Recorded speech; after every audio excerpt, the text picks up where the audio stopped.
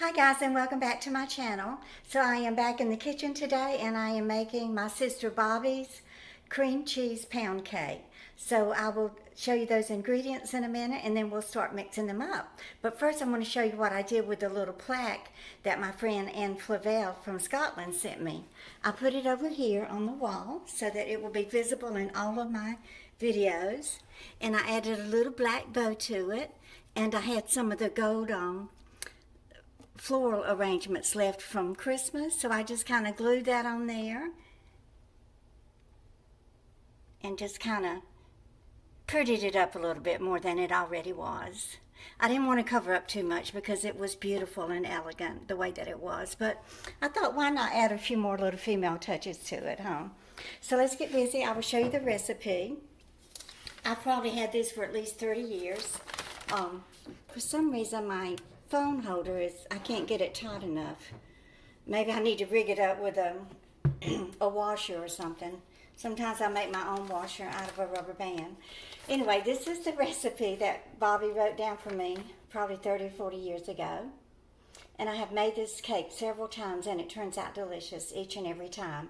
Now we don't have to preheat the oven because you can see right here, Bobbie wrote, put in cold oven and then bake at 300 degrees for an hour and a half.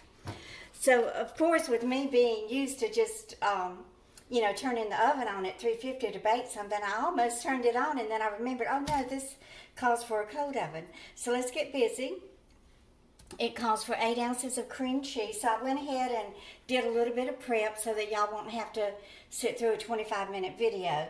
So I also want to apologize for the rickety editing on the ham and potatoes au gratin. That video was over 20 minutes, so I went through with my little InShot editing app and cut out some seconds here and there. So that's why it was kind of jumpy. But that didn't affect the recipe, did it? It still turned out to be a delicious meal.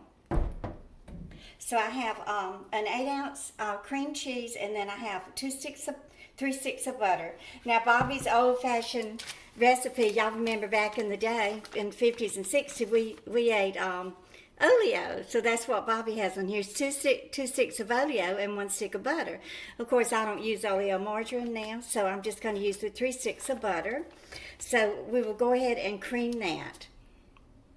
Okay, to the cream mixture, I'm going to be adding 3 cups of sugar gradually, and then I'm going to add 2 eggs to that and then beat that. So let me get this started.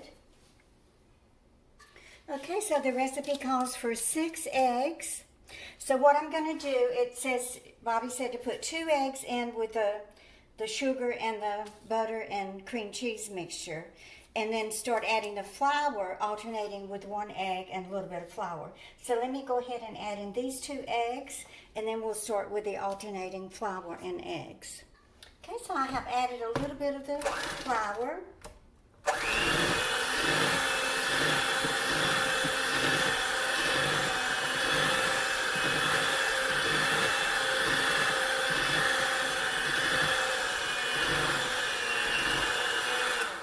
Okay, now I'll start adding the last of the 4 eggs, 1 egg at a time.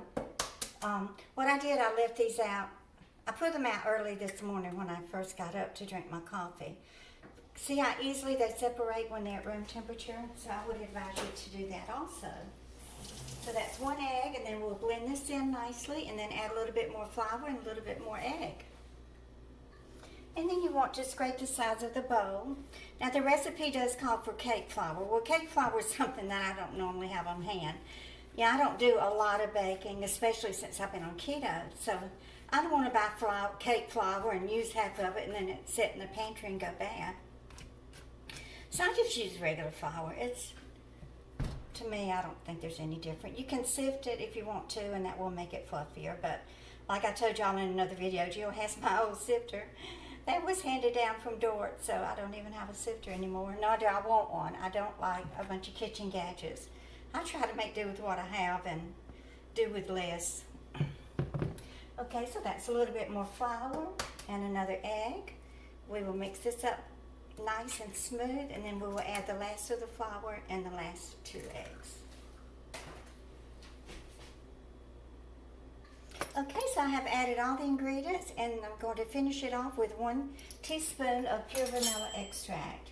Then I'm going to beat it on high for about 2 minutes, and then we will put it in my greased loaf pan and put it in this cold oven at 300 degrees. So let me put you on pause while I blend this up. Y'all, I had to stop mixing because my motor is burning up in my little hand mixer. It has that electrical smell. Ooh, I can't stand that.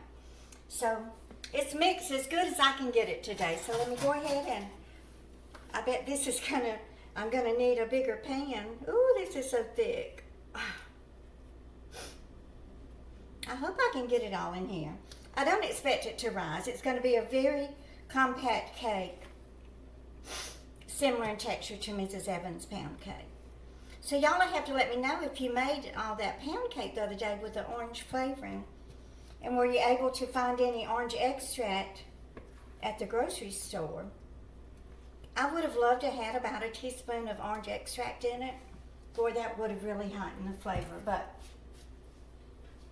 the grocery store where I was shopping that day, Stop and Shop, was out of it. In fact, when I went back the other day, which was a week or so later, they're still out of it. Okay, so I don't expect this to rise, but it's going to rise a little bit. Maybe I should take out a tiny bit of it. I don't want it going over the pan. No, let me just leave it like it is, and let's see how it turns out. Gosh, I hope I didn't burn up my little mixer. Ooh, Lordy, I hate that electrical smell. Ooh. So I'm going to put it in this cold oven and then turn it on at 300 degrees for an hour and a half, and I will be back. Okay guys, so the cream cheese pound cake has finished baking. It is busting at the seams. But didn't it turn out beautiful? And it actually took me 2.5 hours to bake it. So if I had to do it over again, I would have taken out some of the batter out of the pan because it's just way too much. But this would be beautiful in a bundt cake pan. So the next time I make it, I believe I will put it in a bundt cake pan. But you know, I'm going to experiment with some cherry cream cheese frosting. So I will do that in another video, and I will upload that in another day. So y'all please give me a thumbs up, share my videos with your friends and family, and subscribe if you're just passing through, and y'all just keep on coming back. Bye, guys.